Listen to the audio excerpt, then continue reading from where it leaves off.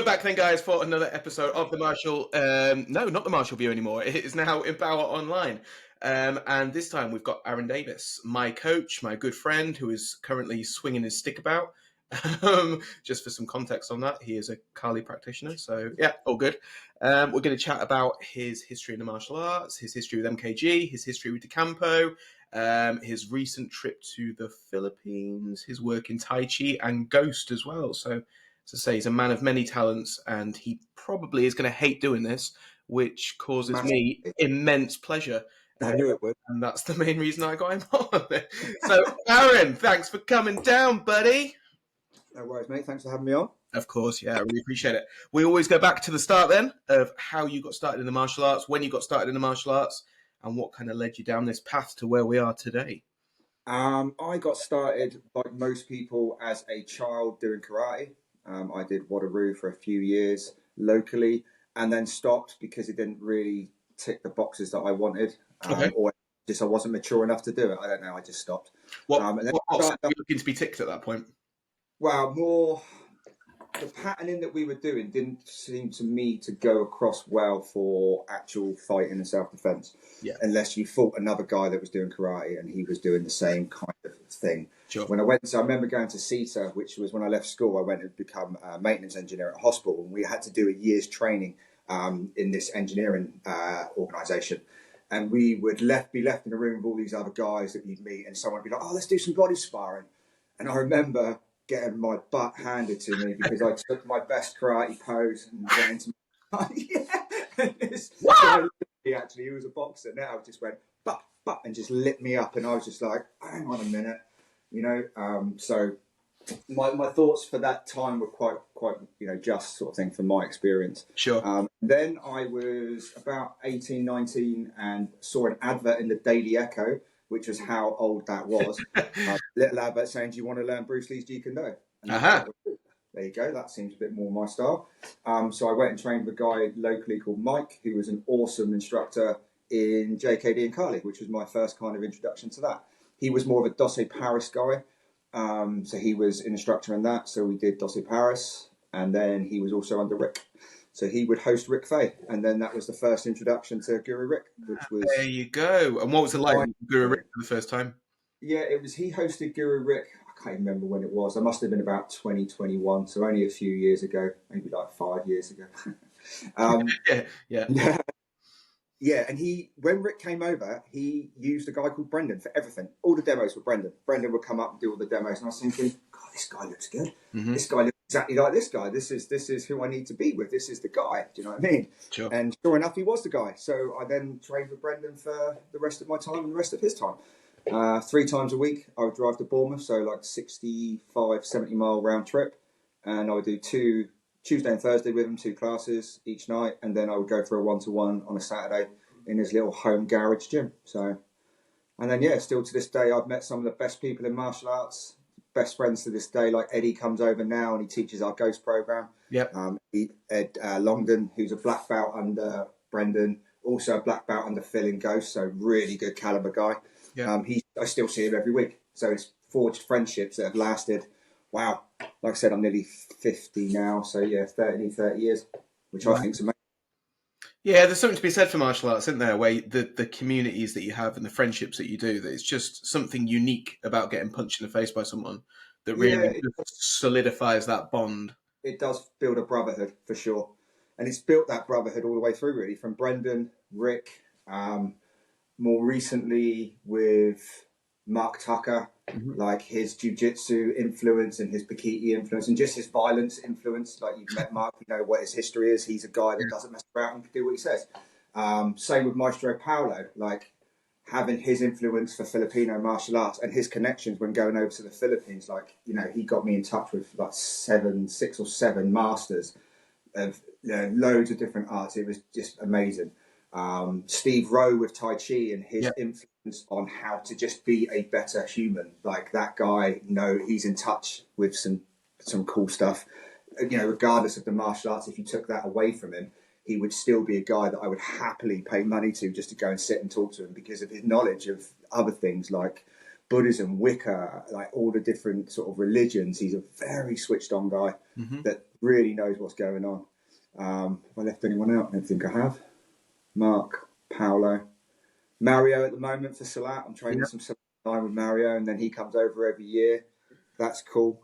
As you know, his stuff is deadly. That guy can move. Yeah. Just absorb a fraction of that is phenomenal. Having loads of people around you that are really good at what they do, and have the same kind of mindset and ethos, and yeah, it's really cool. Really cool. That's why you're in the group now. That's it. Yeah, it's the same thing. It attracts nice people. MKG for sure attracts decent people. That's what I love. One of the things I love what Rick's created is that anyone can get on board as long as you're just a nice person. Just be cool. Just be cool. Lose the ego and just be a nice person. Because that's what most things come from. Most arguments, most disagreements are ego. I think I'm better than you. Who cares? Yeah. You know what I mean? If you can do it, brilliant. If I can do it, brilliant. Exactly, yeah, 100%. When you first started training, do you think you were more into the weapon side of it or more into the empty hand side of it? So more. No, definitely more. The weapon side of it wowed me more. Okay. So Rick send sticks and daggers all over the room was more wowing than watching someone do a Thai boxing a 4 count or some trapping or some jiu-jitsu. But I definitely focused more on striking to start with because of the whole like, well, you never have a weapon in your hand and all that sort of thing. But now I've literally nearly always got a weapon in my hand, so it doesn't make a difference to me now. Yeah. Definitely back in the day, and I liked Rick's kind of what he used each art for. Yeah. So striking wise, Thai boxing would be your conditioning and your power base. So you learn how to hit very hard for a long period of time, which I really like. Still to this day, even though I can't do it as well, I love doing drill rounds. I mean, drill rounds is the best format to go in. You're not going to do anything technical. You're just going to hit pads. Just hit it hard and keep going. I love that. Yeah. That's brilliant. And then you would look at JKD for close and range and trapping. You would then use your Panatukan for lines and destructions. I would like, I like his theory on each little bit had something to put into the puzzle. Sure. And I thought that was very, very cool. And because you could do that, it kept you and students, when you start teaching, it keeps your students interested because it gives you so much to teach from. You're not just going to teach from, well, we're going to go, oh, great. What do we do for the next hour? Sure. Let's mix it up. Let's do something dynamic. And that's with what Rick has categorized and how he's created his syllabus. I think it's amazing. That then has led me on to the weapons, because then it's like, well, you can do that. You can do that with your double stick, and then you can do that with your empty hand, and then this is stick and dagger. This parry comes from this and this, and then you see the connections that he's put in. I think it's brilliant. Really, really cool. Excellent. Yeah. So when did you first start thinking about instructing then? I was teaching for Brendan at Brendan's, so he would let me teach. He would never give me a certificate to be a teacher. He was always like, yep, go and see Aaron. Any beginner come in, you can go to train Aaron. Yep. So I'd always be teaching beginners and helping them out, as you do kind of your senior students help out. So it was fine. That's what we did.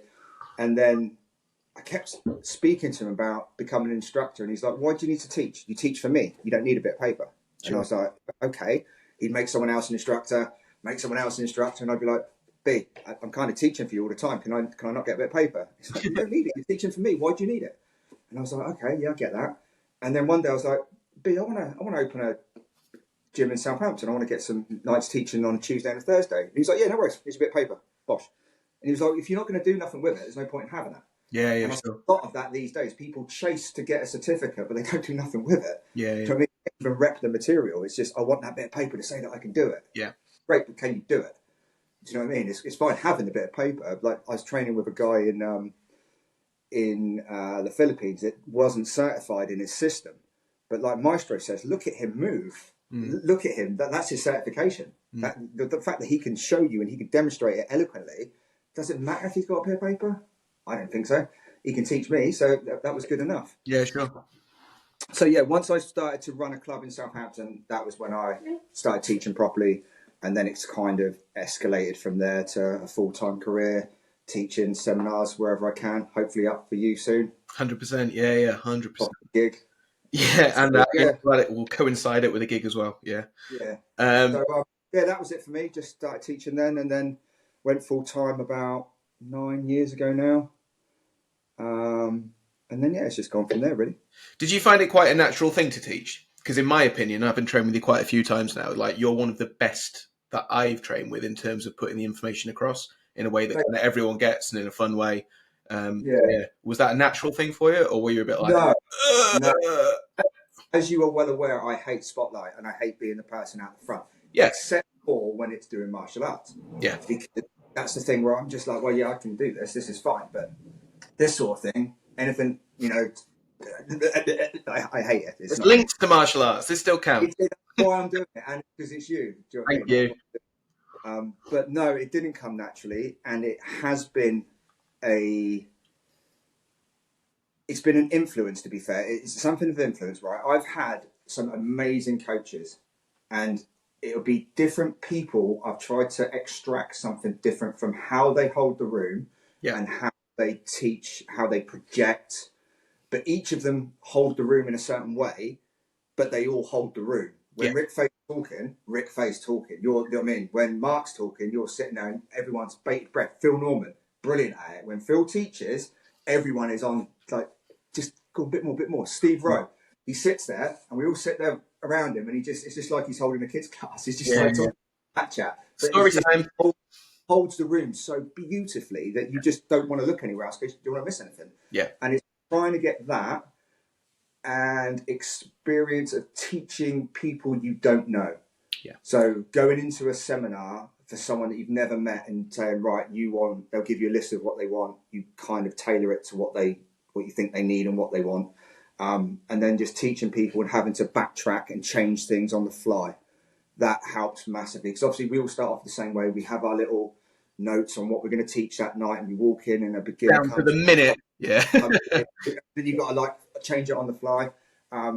So I kind of did that, and now I look at it. So Steve Rowe puts it as memory palaces. So he has a memory palace of different doors, and you'll walk into that room, and it'll be labelled, I don't know, Negong, and he'll open the door, and all the memories for Negong, all of his information will be in there. Rick Fay calls it a toolbox, so he'll have a single stick toolbox, and he'll open the toolbox up. This is a single stick drill I'm going to give you, double stick, And I've kind of tried to do that, categorise, because of the different arts and the fact that I'm doing different forms of Kali or MMA.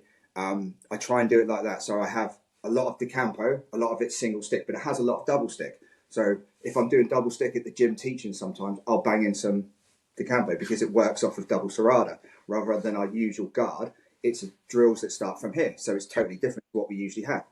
So it's the same thing but slightly different. And so I just go to that toolbox. What do I need tonight? Oh, I need a single stick drill, or they wanted the seminar wants to cover stick and dagger, so I go to my stick and dagger toolbox. Right, what do I need to take out for that? And I kind of put it into that and make it fun and try to introduce like fun things, like fun sparring. So I went to Florida for a holiday and we went and trained with a guy called Kyan, who's Sandugan Kali, and we did this lovely session, me and Hannah, she was about maybe 10 or 11, but still you've met Hannah, an absolute badass. Yeah. So we went and we did this training with this group, lovely group, sweet as a nut. And then at the end, he's like, oh, do you want to do some sparring? And I was like, I haven't got my kit. I haven't got my gloves and my hat. And he's like, no, we'll just do some sparring. We'll just normal, just tap. And I was like, okay. Didn't want to lose face in front of my daughter. Sure. Didn't have insurance, so didn't want to get injured. Didn't want to injure the guy and be disrespectful. Yeah. And he introduced me to a way of sparring that was just so much fun.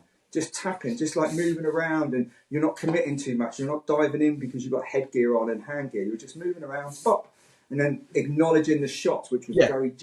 It was so much, and you've done it with me. I do it on seminars. Yeah, we did it in commentary. Yeah. I think it's such a good way of doing it. It keeps you honest. And it makes it more fun and less pressure for people. And you can still get that timing, that distance, that rhythm, and that contact, but just in a light, playful way that's not gonna. Yeah, you're still gonna get hit in the knuckles and things like that, but it's not gonna injure.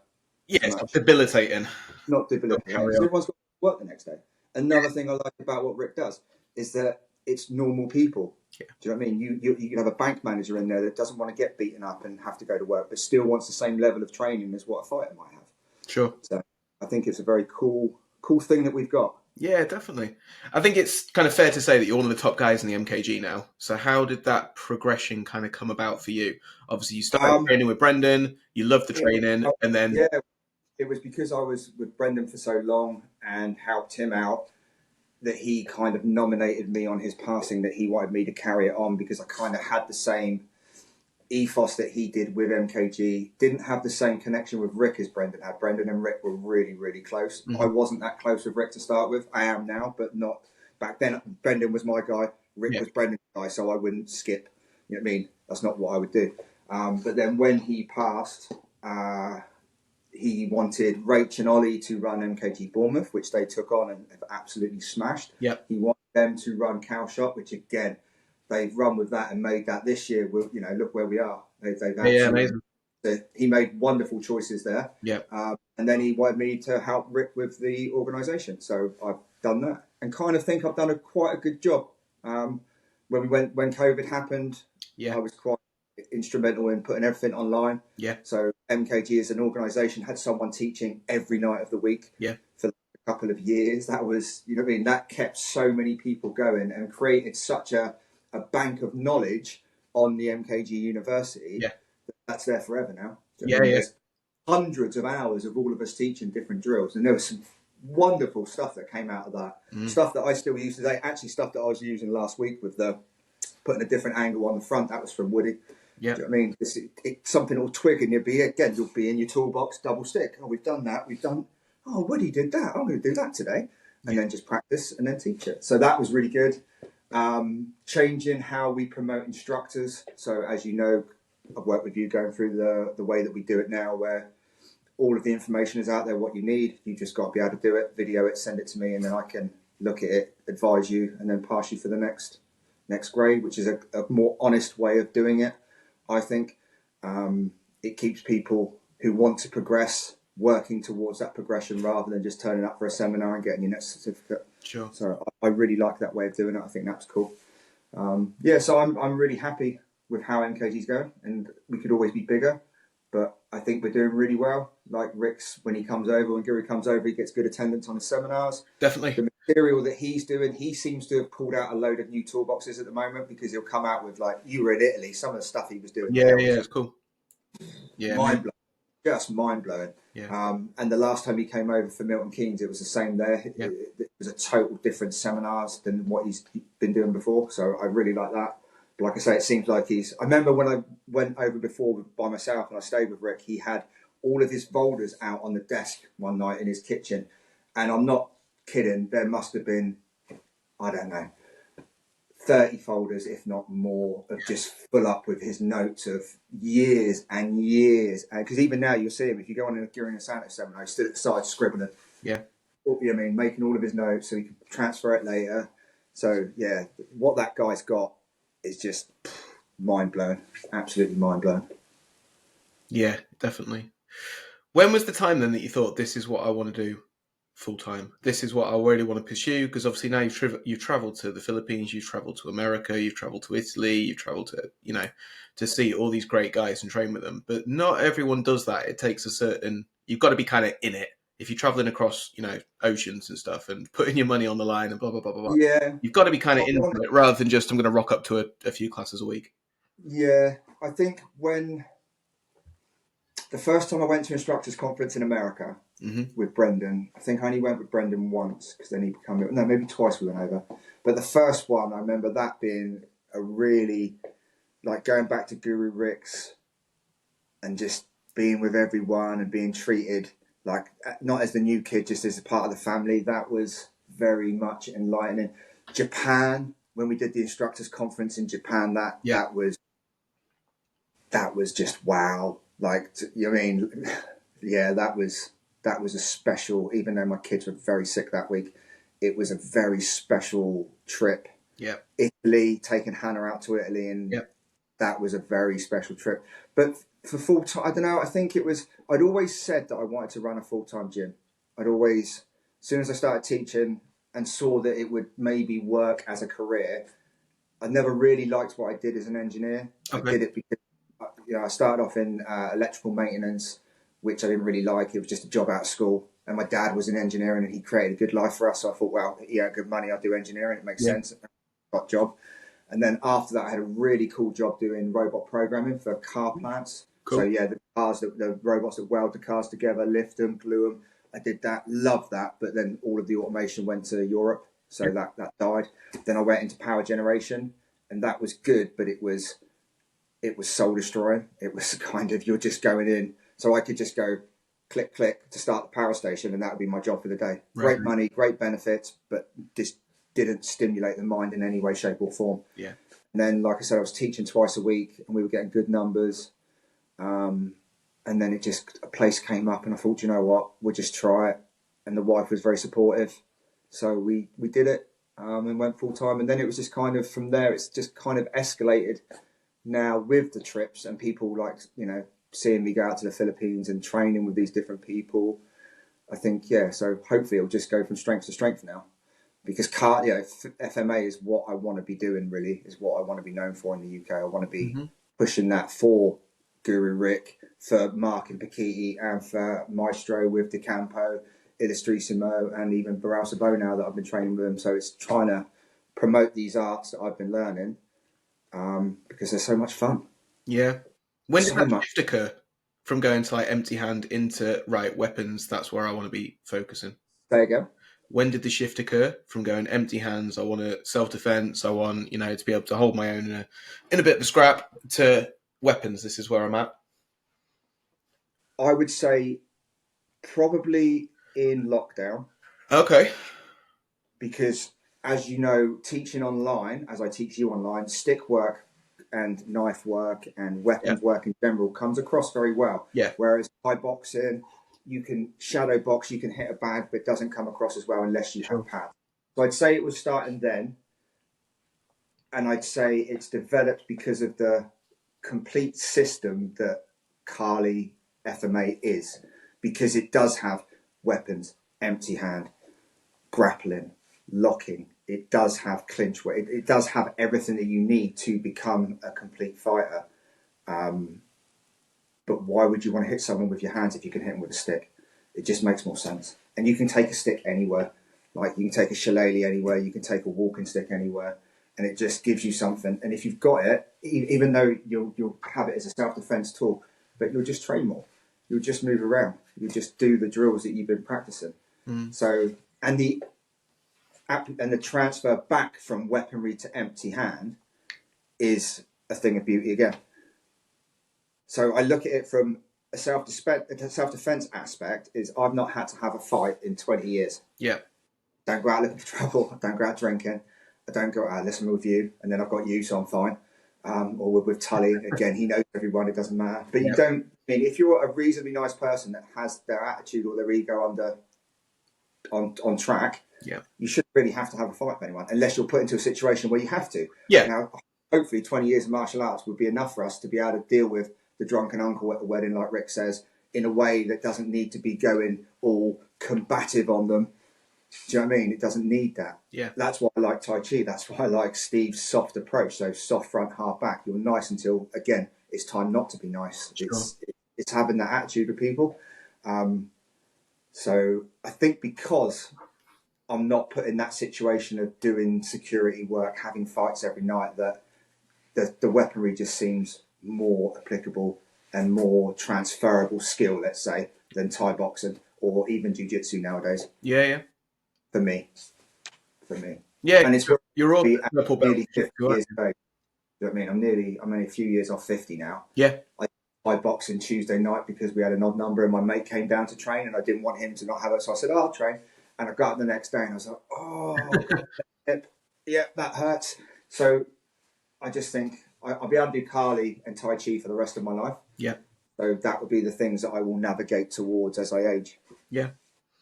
And you mentioned the BJJ there as well, because you're purple belt BJJ, correct? Yeah, purple under Mark Tucker. So how did you start with the BJJ and why did you start? Again, that was something that I've done since maybe 1990 something. I met Brendan when Mike hosted Mauricio Gomez back in the 90s. Okay. Yeah. Brendan again come down with Gary Baker. It might have been Phil, it might have been Colin, I can't remember. But he came down and basically they got Shark Tanked. Right.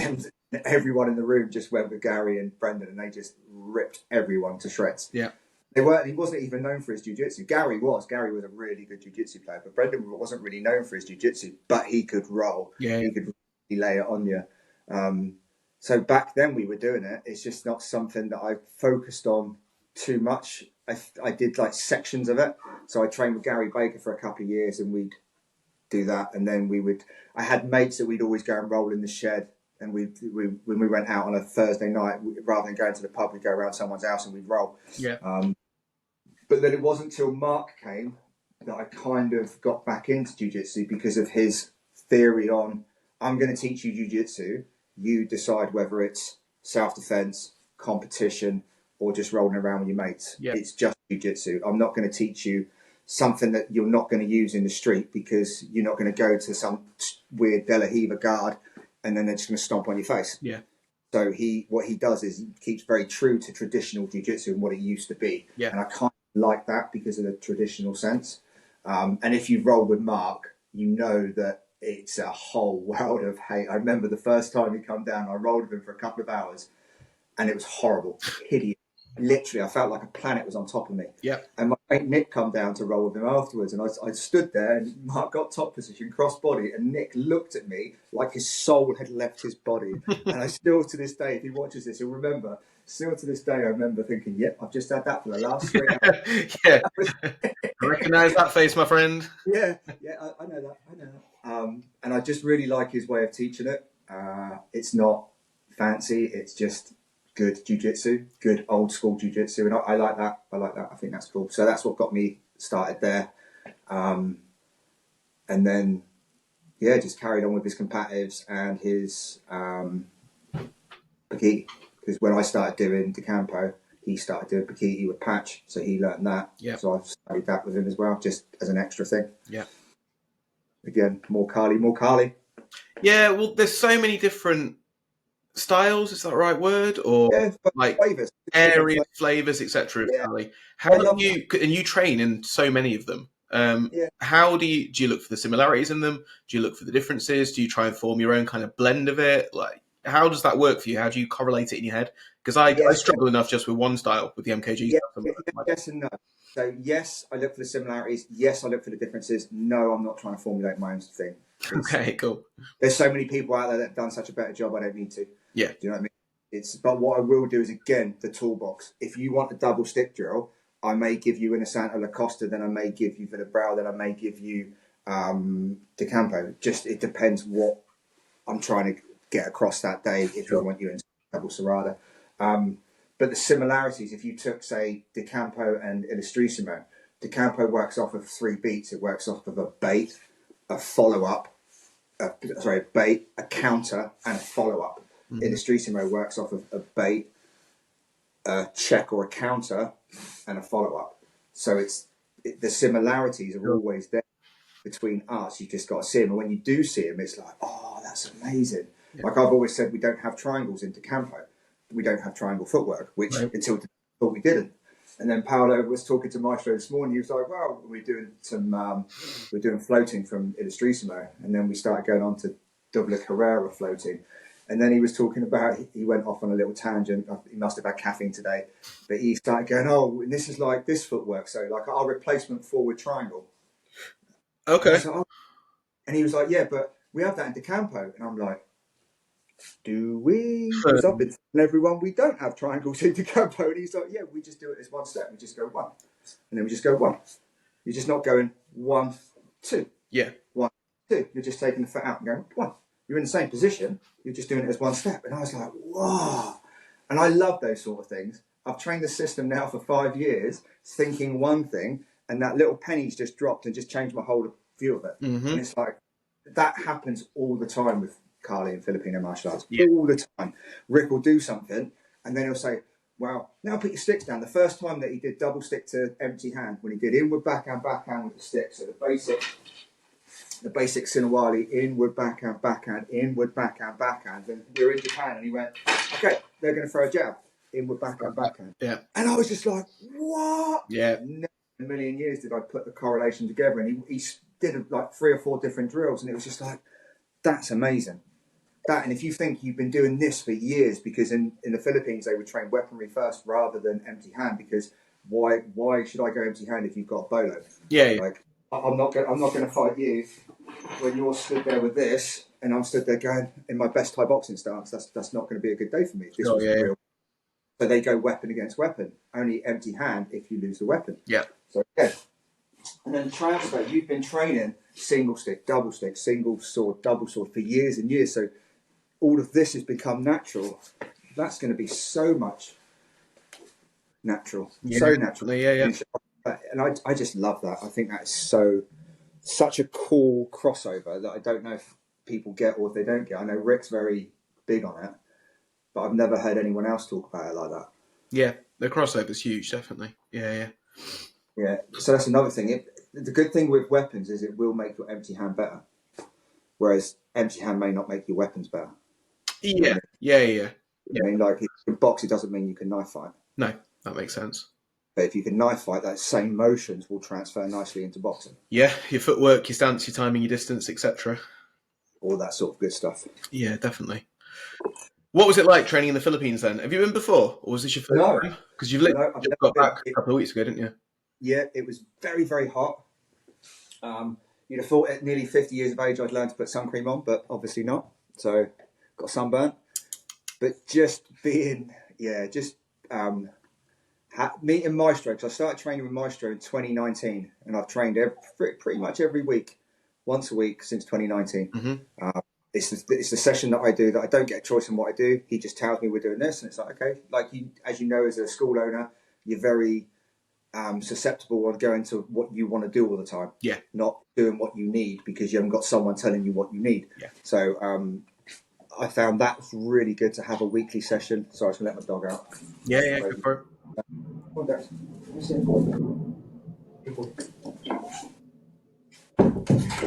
So yeah, having that opportunity to train him, then going to meet him after like knowing him for 5 years was really cool. Yeah, I bet.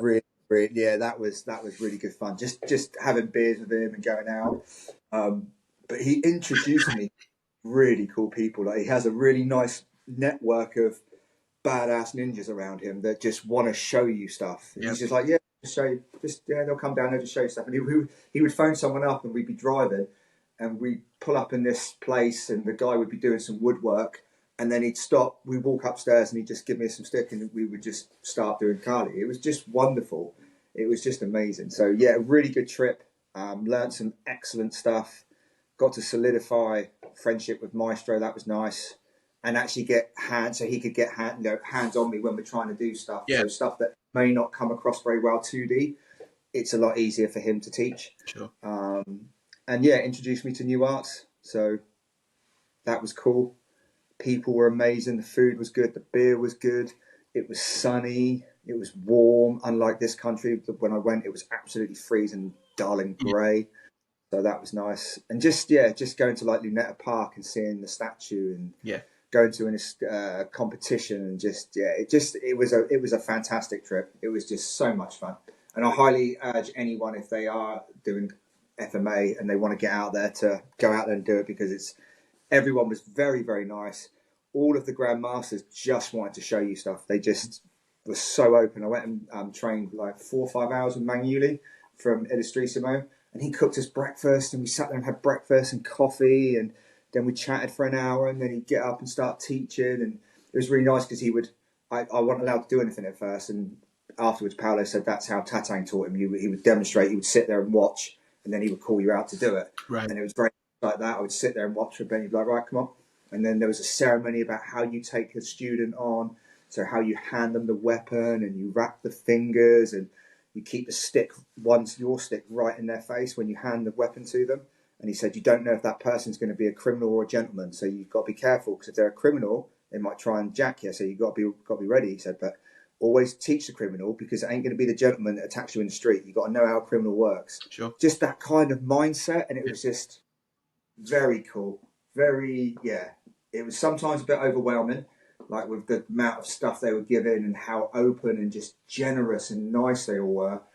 But I would literally have come home, saw my wife and kids, picked them up and gone straight back out there. See you.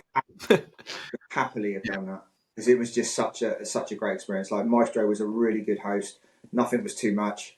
And like I said, I met 6 different masters and grandmasters, like proper grandmasters. Like, you know, these people, some of the things they were demonstrating, like distance management, where he would draw like a triangle from your foot out, and then he'd stand on this triangle and you would feed an angle 1 and he'd just do this, ride it out. So he'd follow the force, bomb, and then he'd be like, can you hit me? And you go, no. And he'd just go, tap.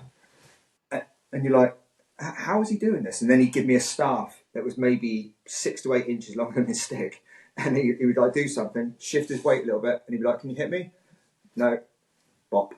And I'm just, it was just mind blowing. But it was their willingness and openness to share that was probably the main takeaway, apart from the arts. And it's just how they just wanted to give you what they had. Just let me show you. Let me show you some more. Come on, we're doing another bit. And it was just constant. It was just hours and hours and hours of blocks of training, which was nice because when I got there, Maestro was like, you train with me every week. You don't need more time with me. You're here maybe once. Let's get you in front of as many different people to meet as many. And that was lovely. You know what I mean? Yeah, it's a nice way to It was his openness as well. He could Yeah. have quite easily gone, no, you're just going to train with me, that's it. And he was like, no, let's go and do this. Let's go and meet Sir Bobby. Let's go and meet Guru Mario. Let's go to Paete and do that. Let's go into Lunetta and train with Master Doi Doi and all these different things that is just, yeah, let's go and do that. Let's go and do that. Nothing was too much for him. It was really cool. So if anyone's going over and Maestro's available, I'd highly recommend you check him out. Because, yeah. And it was the same when I went over, I've been to Rick's, you know? Yeah. With Rick's, and Rick's taken me up to the cabin and we've gone shooting. Nothing was too much, you know? He's like, what gun do you want to shoot? And I'm like, oh, I don't know. He's like, I'll just keep loading them. You just keep shooting them. Okay. Boom. Boom. It was so much fun. And that's the thing. These people are just so generous with their time and energy. That's what I want to surround myself with, and that's what I have surrounded myself with. Yeah. You know what I mean? People like you. You know, that's the things I want to attract nice people that want to learn FMA. Cool stuff. Yeah. Finally, then, let's get on to the Tai Chi and the spiritual side of it. Because obviously, we've looked at the physical side of boffing people with a stick, stabbing people with a knife, punching them in the face, and Thai kicking them in the leg. But I think you're a pretty spiritual guy, aren't you? And then you've got into the Tai Chi side of it now as well with the fantastic Mr. Steve Rowe. So what made you think, all right, Tai Chi, this is the next piece of the puzzle for me? So that whole journey started with a trip to America with Gareth. So Gareth Bazzani, you know, he we got drunk one night, surprise, and Start of every good story. It does start with every good story. And we were in the hotel room together. The story's taken a dive. Oh dear, right. And he just put on this thing about quantum physics, about the double slit experiment, about how things act and react when they're being watched and when they're not being watched. Mm-hmm. And then he put on the Miyamoto water emotion. I don't know if you've ever seen that, where they put emotions, all the water's the same. They put stickers on the jar, hate, love, anger, murder, death, whatever. And then the intention is put. So if it says about love, you think love as you're looking at the water. They then freeze the water, and some of the crystals are beautiful. All the good intention stuff is beautiful, like these perfect, like snowflakes. Mm. And then all the ones that were hate, anger, aggression were all like horrible. Even when they played music, if it was like angry death metal music, the water crystals would become horrible, right? Rather than these beautiful snowflakes. Okay. And obviously we're made up of water, so that kind of the whole be good to yourself and be good to everyone else kind of come through from that. And then it was just looking into lots of other things alongside that, like the Buddhism, and just general kind of ethos on how you should be, because I've grown up with quite a temper, and probably a bit of an attitude really. And I've tried to iron that out by looking inside and seeing why I react to the way I do to things. And a lot of that has come from Tai Chi. Mm-hmm. A lot of that is when you're stood there and you're doing your neutral standing or you're doing your upper yin, you're looking at those emotions that you need to be focusing on to try and see where they sit and see where they feel. As for who put me onto it, that was probably, again, Maestro and Mark. So a lot of the campo is done from a mirror, so you would go palm in and palm out. So it's like you're matching how your hands move the same way as in Tai Chi. And he was like, you should maybe study Tai Chi. And then I tried to put one of my students onto Steve years ago because he wanted to teach Tai Chi, and he had done Tai Chi, he knew Tai Chi, but he didn't have a qualification to teach it. And I said, well, if you want to teach it here, you have to get a qualification. I would look at Steve Rowe because I've followed him for years. Yeah. Think cool guy. And he looked at it and he's like, that's too expensive. And I was like, okay, how much is it? Looked at it and thought, it's not cheap, but look what you're getting. Yeah. Look at, you know what I mean? And the way he does it is amazing. He does one Sunday a month, and there's like 10 of you there, and you learn, and then you go away and work it, you come back, and he'll teach you some more, whether it's form, whether it's weapons, whether it's pushing hands or whatever. So the way he does it was really cool. And then a couple of years later, I was thinking about it, and I saw an advert come up, and I wanted to add something to it that was more spiritual, and something that I could continue with forever. Yeah. Even if you're doing debilitated, you can still do Tai Chi, you can still meditate. So I did it myself. I thought, you know what, I'm going to have a go.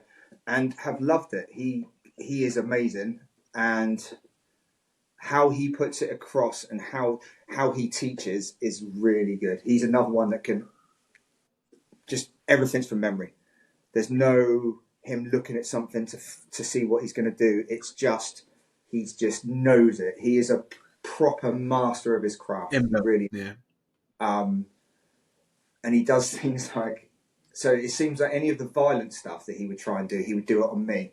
So in my group, I'd be me or one of the big guys, because I'm one of the bigger guys. And he said one day, he's like, everyone's heard of Bruce Lee's 3-inch punch or inch punch. And everyone's like, yeah, because, well, I can do a no-inch punch. We're like, what? And he's like, yeah, I'll do a no-inch punch. So he's like, Aaron, come here.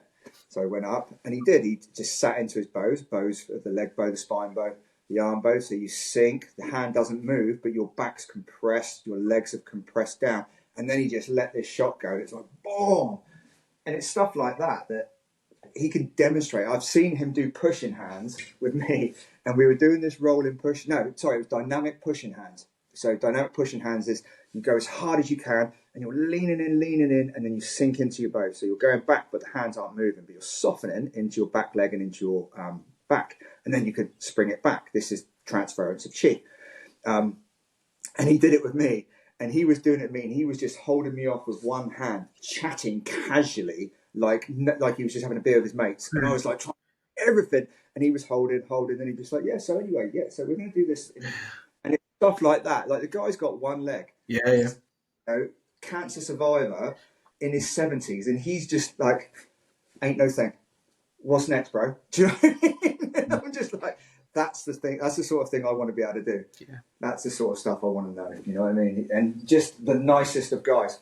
And the group that he's got, like any group I've been into his classes, his instructors around him. Just, again, a really nice group of people.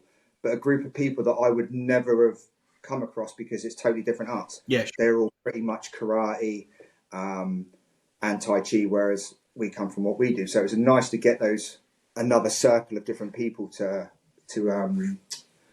act with, but also a circle of people that are just as nice as MKG. Yeah. That's the thing about it. It's another really nice group of people that he's created. So yeah, really good guy. Highly recommend. If you get the opportunity and you want to learn Tai Chi, go and study with him, because it's well worth for me, it's maybe a 2.5 hour drive there, 5-6 hours of training, 2.5 hour drive back. Yeah. Today. So yeah. It's a Sunday a month. Yeah. Yeah, it's a Sunday a month. It was a Sunday a month, and now it's one in every 3 or 4. Okay. A bit more manageable, but yeah, really worth doing. Great. What's your thoughts on Chi and Ki and? My thought is that it's how you absorb the energy, but the energy is you using the bows to like as a spring. So you're absorbing the energy, but the energy is the fact that there's not a pinball of energy coming out and firing you out and you're going to get a no-touch knockout. It's the fact that you're going to sink into your bow. So your leg bow, your spine bow, so everything's contracting like a spring to then release. So that's kind of the way I would put Chi. Chi is like the transference of Chi. The translation is just life force. It's anything. It's a cup of rice with steam coming off of it. Mm-hmm. So it's anything that gives you animation, Steve would say. So oxygen, food. Do you know what I mean? Anything that gives you your animation to move is your Chi. Okay, perfect. what have you got planned for the rest of this year then? We're now in March. I know you're at the Filipino Martial Arts Festival in a few months' time. I'll see you soon. You'll be up at Lincoln. Nice. We've got stuff for the MKG as well. So yeah, I've got Dublin next week after with Guru Mario. So I'm teaching Saturday, Mario's teaching Sunday.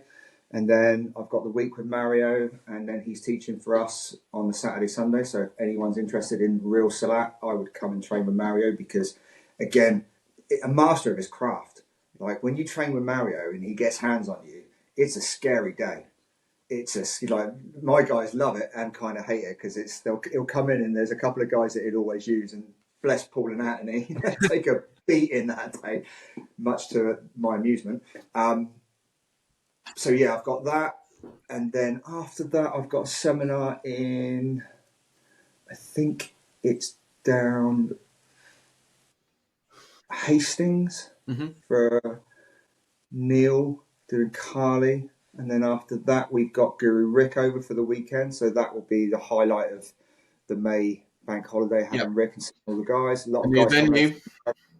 There you go. At the new venue. At the new venue, which I think's attracted a lot of the Americans over, which will be cool. So that'd be really good fun. And then June, I don't think I've got much. July, I've got the FMA Festival. Then we've got the MKG Summer Games, and then which is just an excuse for me and Ollie to get together and get drunk and think of whatever games we can. Yeah. So that's fun. And then on the Sunday, I'll be doing some more instructor training. That went down really well. The last one we did, that was well received. Had a great turnout for that for the MKG instructors. Yeah. So fun. August, not much. September, I think I've got another couple of seminars about, but nothing major. Just trying to get out as much as I can, really. Just trying to, whatever people want. If they want Decampo, perfect. If they want MKG, not a problem. If they want... The thing is with Ghost and stuff, unless I'm coming up, you may as well get Jake and Phil, because obviously it's their system. Do you know what I mean? I know it, not nowhere near as obviously to any extent like they do, but some people just want a little bit of Ghost rather than Thai boxing, or they want a little bit of Ghost rather than Panatukan. So that's all cool. Mick usually wants a bit of Ghost because he likes the movement. Yeah. So, and then back up to Mick in December. December's always just before Christmas. I always go up to Mick's because that kicks Christmas off for both of us. We do a seminar, and then, as you know, we go out and party and till 4 o'clock in the morning. Till 4 o'clock in the morning. That was your fault. We went out till 4 o'clock last time. I always get blamed for this stuff. So that's it. And then seminars at my place, I'll probably do one every couple of months. I think the next one I'll probably do will be Decampo. And then trying to do more kids seminars this year for my kids and my teens. Because they're lapping it up. Like, the kids program's doing really well at the moment. I'm really enjoying teaching the kids and the teens. Good. They just pick it up so easily, as you know. Like stuff that the adults take and it fries their brain. The kids are just like, oh, what, like this? Yeah, boom. Oh, what, like, yeah, no worries. In it. So yeah, really enjoying that. I've got a grappling seminar this weekend with them, so going through different how to escape headlocks, bear hugs, pins, and stuff like that. So that'll be good fun. And then just trying to build the club as usual, build MKG, following into Campo, and whatever else Paolo wants me to promote. Do you know what I mean? Do what you do. Yeah, like he's gone into Illustrissimo now. He's focusing on that alongside his Decampo. So most of us who are his students have naturally gravitated towards it as well. Yeah. And like I say, when you see the crossovers, it's easy to do. Yeah, it's good fun. So yeah. What about you? What have you got planned? You said you got a self-defense thing coming up. We do, for ladies and things like that. And just a few things in the diary. So yeah, try and keep it busy. Keeps us out of trouble, doesn't it? It does. Yeah. It's all good fun. Perfect. Well, thank you very much, Guru Aaron Davis from MKG. I didn't blabber too much. No, that was perfect. I know, as you say, you're not one for the big podcast things, so I appreciate you coming on and having a chat, because there was plenty of people that wanted to hear your story. Obviously, I train with you on seminars and stuff, but it's good to hear everyone's background and hear what inspires them and what they're training on themselves, etc. So yeah, people get a little bit of inspiration from it and a bit of a more interesting car journey than listening to Spice Girls while you're traveling around. Then it's a win. So cool. We'll catch up soon, bro. Nice, bro. Take care.